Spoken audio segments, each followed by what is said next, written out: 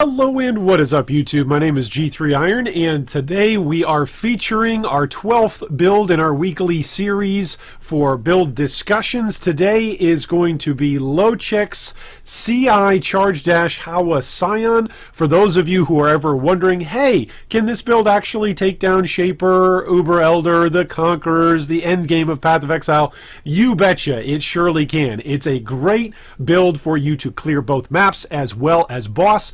And if you enjoy this video, you can of course go and give Loczek a subscribe and a thumbs up and ding the bell. If you are new around here, then you already know the drill. There is above my head an ability for you to click on subscribe, like, and ding the bell right here for our channel. And at this point in time, there should be some timestamps that are placed above my slightly baldingish and slightly CI forehead for your convenience if you ever want to jump ahead or revisit any of our discussion points today. So first off, there are some pros and some cons to this build. For those of you who have never played a Howa build, if you've maybe heard of the letters H-O-W-A, but have wondered what the heck is a Howa build, essentially a Howa build is an intelligence stacking build that takes advantage of these particular uniques that are known as the Hand of Wisdom and Action.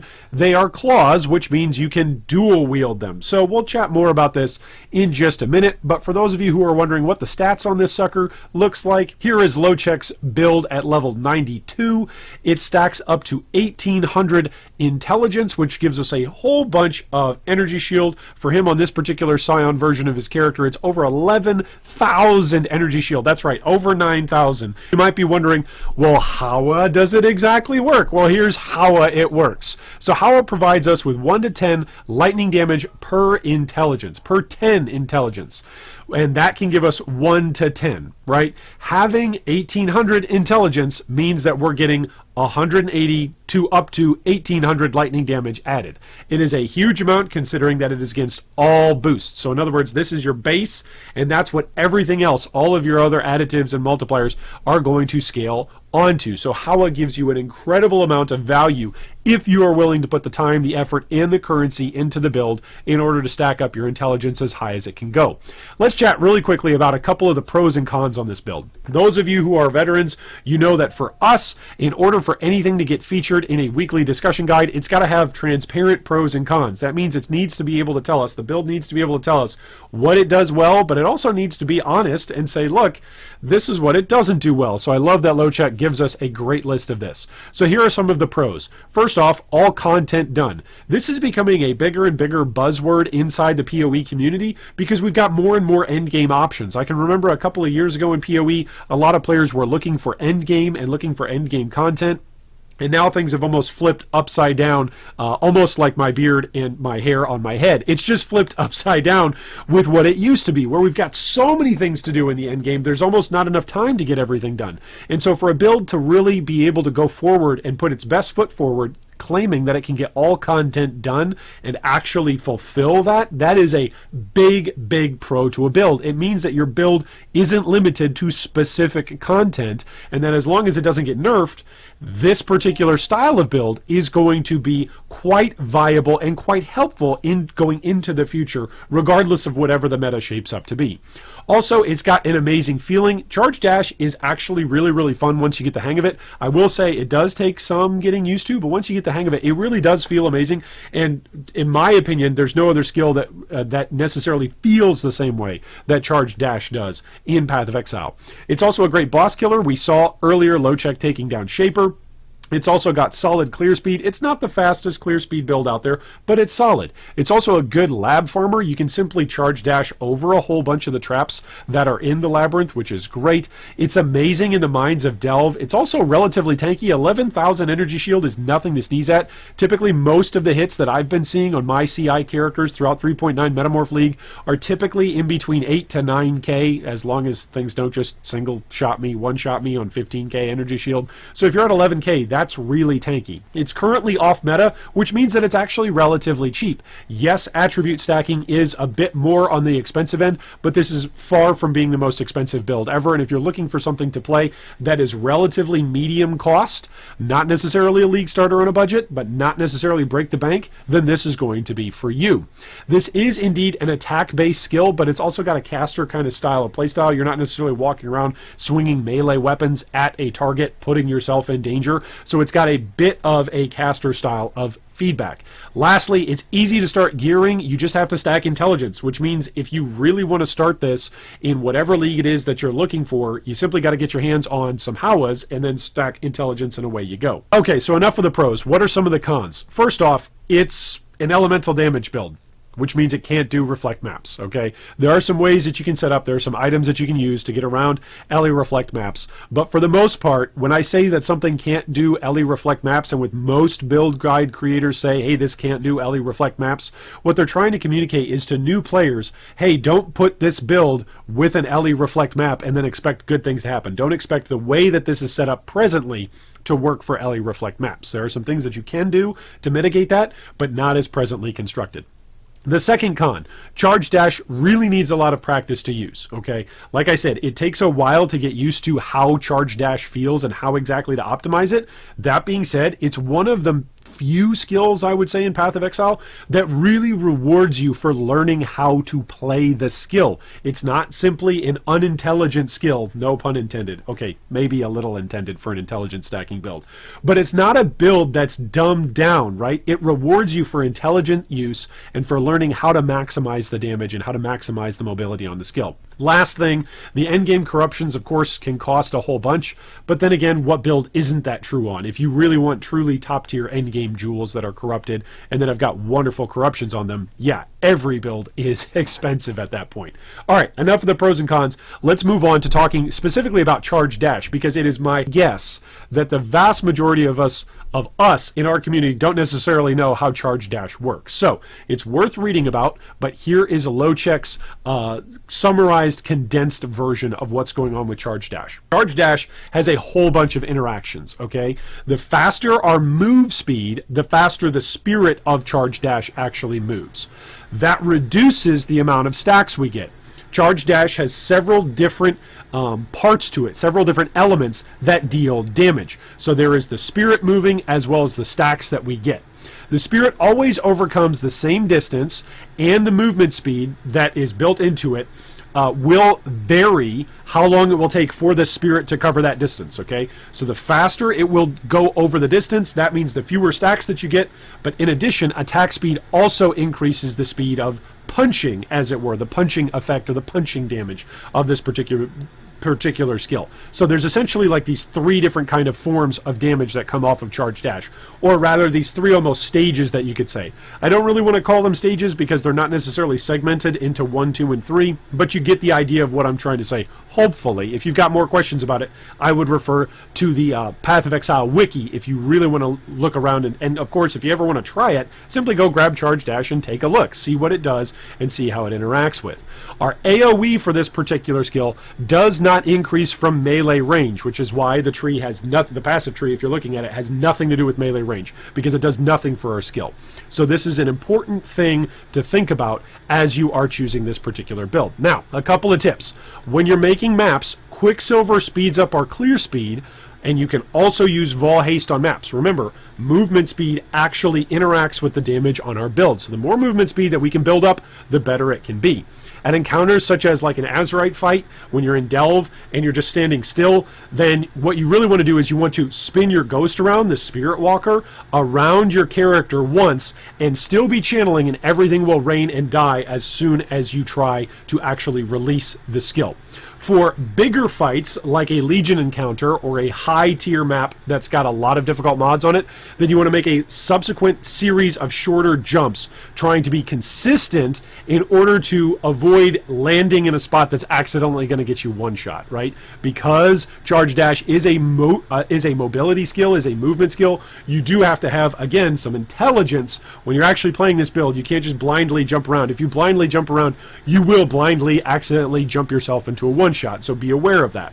Next, let's move on to some of the way how the numbers are calculated. We're getting into this numeric calculation at this point as we're talking about the gem itself before we get into the POB, because POB doesn't necessarily always calculate charge dash properly. Even if you're using a couple of the different forks that are out there for POB, it doesn't necessarily calculate all this. So POB only shows the regular DPS from charge dash, which is the projection, right? That's your spirit going out.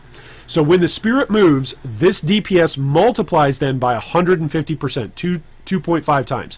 When the ghost stops moving or steering, and then 0.75 times on release for each stack. So this is why charge dash has kind of this multiple layer or multiple tier of damage that it can do. It does damage as it passes through while you're channeling, and it also does damage as you release it for each stack that you've accumulated while you are actually essentially channeling the skill.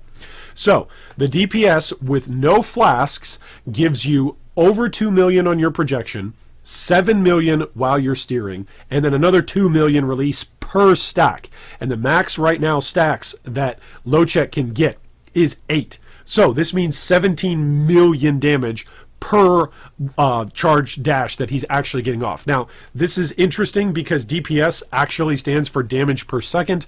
You're not going to necessarily get up to 8 stacks and therefore 17 million damage per second. So just be aware of that. Just be aware of that. Don't come away from this build going, "Oh, Iron, you said it could do 17 million damage per second." Remember that DPS is a literal term for damage per second, but oftentimes these are projections, again, no pun intended, projections of the numbers that you will get when you go through the full sequence of actually charging your projection, steering your damage, and then releasing all of the stacks of charge dash. All right, so that gives us a little bit of help with the numbers for those of you who want to crunch numbers on the damage. Let's take a look at the POB and at the tree. So the first thing I want to point out here about the path of building tree that we've got is, of course, that we are a CI build and that we use Ghost Reaver. These are two very, very important nodes. So for those of you who are veterans of Path of Exile, or maybe you're a new player, you're looking at CI and you're looking at Ghost Reaver and you're going, wait, if my life becomes 1, how on earth am I going to play this build? I mean, isn't life what you need to stack in Path of Exile in order to stay alive? Well, Energy Shield is the primary defensive layer that we are using for this particular build. With CI, Chaos Inoculation, your life becomes 1, however, you become immune to chaos damage. And because we're stacking a whole bunch of intelligence, intelligence is giving us a whole bunch of Energy Shield. So this is how we get up over 9,000 Energy Shield on this particular build. We're going to go CI in order to simply be immune to chaos damage, and we're going to stack as much intelligence as we can in order to get that primary layer of defenses up. So when you're using Chaos Inoculation in combination with Ghost Reaver actually allows your life leech, what would typically give you life back based on the damage that you're dealing, it actually allows you to get Energy Shield back instead of your life, which is a great, great combo.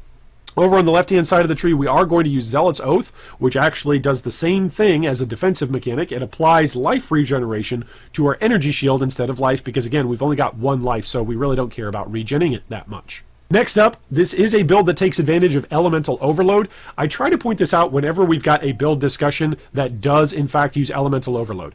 The point of breaking point of whether or not Elemental Overload is worth it or not for most builds is really an issue of investment.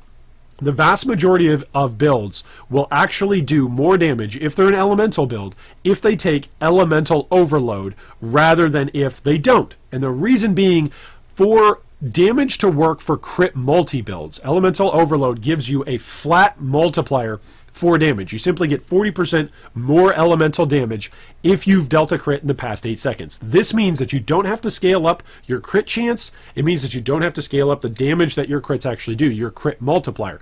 All you have to do is every 8 seconds hit a crit, and then for the next 8 seconds, you will get 40% more elemental damage. For the vast majority of builds, this is a very, very cheap and very, very effective way to get massive amounts of damage. However, for some builds that prefer to play as a crit, you won't go Elemental Overload, which means that you're going to want to crit as often as you can, because every single crit that you get is going to then be multiplied by your crit multi, and then you also need to scale up your crit multi. So that's just a little bit of an aside. If you're wondering why is it that this build goes Elemental Overload, it's because it's a boatload of free damage that frees us up on our gear where we don't necessarily need to be going for base crit chance or for crit multi. Elemental Overload is a cheap, effective way to get a whole whole bunch of extra damage out of nearly any elemental build out there, and it saves you a bunch of currency and passive points. Next up, I wanted to feature on this particular build from Loczek is that he's actually put together several different trees if you'd like to level this build. So just take a look at this. We were just looking at the finished tree down here at the very bottom of his path of building file that you can access down below in our video description, or of course on the forum posting. He's got a tree for 40 points. He's got a tree for at 55 points. He's got a tree for 69 points. 69 points. He's got a tree at 84 points. He's got a tree at 99 points, which is actually when you're still hybrid between life and CI. You can see he doesn't have Chaos Inoculation yet. He hasn't taken that passive, which means we're still stacking both energy shield and life. You can see his life total over here before he swaps over to CI is about 3,000, and that's signaling to you that you can level this build, and you should level this build, not making a beeline for Chaos Inoculation, but rather get to about level 74, and then you can start considering whether or not you're going to go CI. This is what the tree looks like after going CI. You can see his life drops down to 1, and his total energy shield bumps all the way up to 9,000. It's over 9,000, right? So as you want to progress throughout the rest of the build, then he's got a finished off, polished off tree. I love, love, love, love, love. I absolutely love. I'm like Bob Ross painting a happy tree in the background. I love when build guide creators provide us with path of buildings that have got multiple different layers to them and really allow for players like you and me that maybe have never tried a build like this before to actually sink our teeth into it. Have path of building pulled up in the background, or pulled up on an additional screen, or pulled up even on our phone, or anywhere that we can be looking at a picture of a passive tree and say, where do I go from here? Okay, I'm level 10. What do I do now? I'm level 40. What do I do now? I've just ascended for the second time. What do I do now? Speaking of ascendancies, the ascendancies that you're going to want to pick for this particular charge dash Howa Scion is Occultist. This is for numerous reasons. One of them, you get to apply an additional curse, which we'll talk about skills here in just a moment, but that means 2 curses get to go off onto enemies instead of just 1. On top of that, you get an increased effect of your curses. Great, that's always helpful. On top of that, you're just straight up regenerating 1.5% of energy shield per second, which is great. We're a CI build. We can always use the regeneration. And then we cannot be stunned while you have energy shield. Unless you took a hit that literally drops you down to 1 life, and the 1 life that you have is the thing between you and death, this will always be in effect for you. You won't be able to be stunned, which is a fantastic layer for defensive purposes in Path of Exile. If you are using a skill that requires you to stay in place or to be rooted in place, like Charge Dash, for any amount of time, then you certainly don't want to be stunned while you're stuck in place and then be stuck in place for longer. So this allows you to have a high amount of mobility and move whenever you want to, whenever you feel the need to with Charge Dash. This allows Charge Dash to both be your mobility skill as well as your damage dealing skill. This is great to go with Occultist early on as you ascend. Of course, you're then going to come up and come to the Path of the Witch, which allows you to come out of the Witch tree. That's going to reallocate your starting passive tree. Eventually, you're going to pick up Champion. Champion is going to give us Fortify on melee hit, which, by the way, that does count for things. And then on top of that, we have 25% chance to taunt on hit, and enemies who are taunted take 10% increased damage. This is my weekly reminder to you if you're new to Path of Exile, or if you're a veteran like me and you sometimes forget. Anything that says take or enemies take increased damage, that acts as a more multiplier. That is a big, big damage boost built into this Ascendancy. Next up, your hits permanently intimidate enemies that are on full life. In other words, the first time that you hit something, they are now going to have the effect that they are intimidated, which, by the way, intimidated enemies also take increased attack damage. Charge Dash is an attack. Another more multiplier. Next up, you and your enemies, you and nearby allies.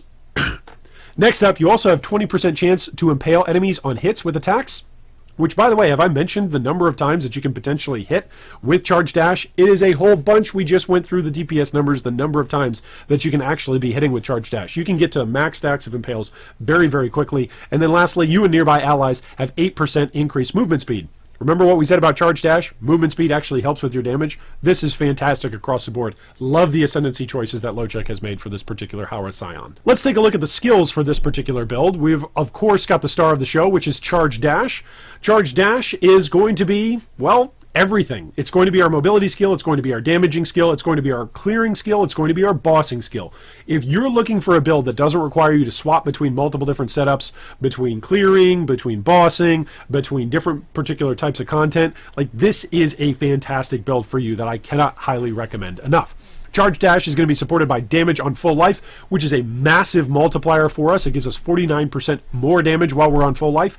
A lot of the time, because our target is actually not going to be right next to us, because of where you can send your Spirit Walker out to go, the projection of your actual Charge Dash, you're not going to be next to something that could potentially damage you. This means you're actually on full life a whole bunch of the time. On top of that, of course, we've got Ghost Reaver as well as Zealot's Oath, which means we've got a lot of regen and defensive mechanics to get Energy Shield back. So damage on full life is actually, for this particular build, a pretty reliable way of getting a massive multiplier on our damage. Next up is going to be Infused Channeling, because Charge Dash is a channeled skill. This gives us a whole bunch of reason to use Infused Channeling. With Infused Channeling, we get Infusion, which of course gives us a whole bunch of buffs for damage. We get 39% more damage just based off of this particular skill, and then Infusion itself grants us 10% more damage of the types matching the supported skill's gem tag, right? So because this is a channeling support gem, and because Charge Dash is indeed, in fact, a channeling skill, we're getting another more multiplier.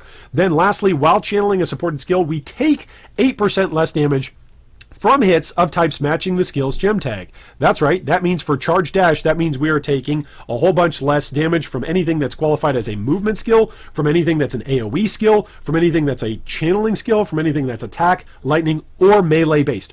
All of that damage gets reduced, all because we are using Infused Channeling while we are actually channeling up our Charge Dash. It's fantastic layers for a build that is potentially at risk while we are channeling up our dash. Next up, we've got Elemental Damage with attacks, which is just simply a massive more multiplier. Then we're going to be using Pulverize, which of course gives us a bit more area of effect, increase in area damage, and then it also gives us a massive more multiplier to melee area damage. It's so weird that Charge Dash is a melee skill, but nonetheless, you can see it right there. It is, in fact, a melee skill, even though we can clear out whole screens with it. So it's kind of weird in that regard, but Pulverize is a great option because of that.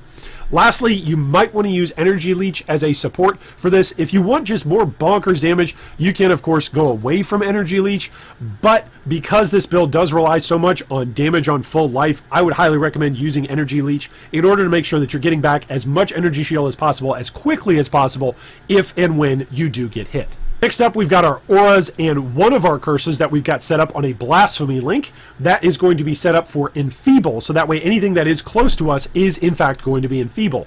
This means that enemies that are close to us, in radius of us, actually have reduced accuracy, reduced critical strike, reduced crit strike multi, and then Curse normal or magic enemies will straight up deal 30% less damage, and Curse rare or unique enemies, that includes bosses, deal 15% less damage. That is absolutely fantastic as a defensive layer. On top of this, we're of course going to be using Ball Discipline, and in order to make all the mana work on this, you need an Enlighten level 3. Our second curse that we are utilizing, thanks to our Occultist Ascendancy, is going to be Conductivity. Those of you wondering, well, what the heck is Conductivity? It's, of course, going to lower the lightning resistance on anything that we hit with this particular setup.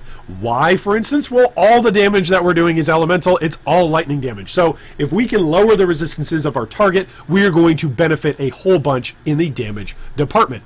Next up, we've got Cast When Damage Taken set up as our trigger for this particular effect, which of course is going to be accompanied with Ball Lightning and then Curse on Hit. Yet another defensive layer that this particular build features is a Cast When Damage Taken Immortal Call setup, which Immortal Call used to make you simply immune to physical damage during its duration, which a lot of players used to great effect throughout its course of its life cycle in that particular stage. Immortal Call, when it was changed, I truly believe that it was changed. Yes, it was a nerf in that it didn't make you immune to physical damage while it was going off. However, now, Immortal Call is much more useful for the wide variety of damage that is present in Path of Exile, including elemental damage taken, which Immortal Call simply didn't do anything for in the past. So it's quite nice that we've got Immortal Call built into this particular build and available at our beck and call. Lastly, for items, I'm going to walk you through here this second post that Loczek actually has on the build forum guide, which simply gives you some priorities as you are setting up your items. In other words, a lot of the time build guides won't tell you exactly what you should be going after as you are leveling up itemization wise. It's great if a build can show you the passive tree and what to aim for, as well as what to aim for in your itemization. And Loczek does a great job of doing both of these. Get Howas first, get 2 of them, Hand of Thought and Motion, and then after your Howa build, the next thing that you're going to want to do is you're actually going to want to get your Ascendancy, okay? You want to upgrade these Hand of Thought and Motion into Howas, so that's where you want to start off with. Well, thanks so much once again for watching today, and I look forward to all of your comments down below as we continue to discuss, refine, and even offer suggestions. I'd love to hear down below from any of you. Have you ever played a charge dash character in the past? If you have, drop us a comment down below and let us know how you chose to build it. Did you choose to go Scion or did you go something else? And what thoughts do you have on this particular build? If you do try this build out and you want to give a shout out or maybe give some suggestions based on your own gameplay, go ahead and drop us a comment down below. I hope today is the day and Mirror of Calandra drops for you. Thanks for watching that video. If you'd like more information on any of our discussion points today, you can see them down below in the video description. If you'd also like to join our Discord or support our Patreon, you can do so with the links down below. Thanks again, and big shout out to all of our Patreon supporters.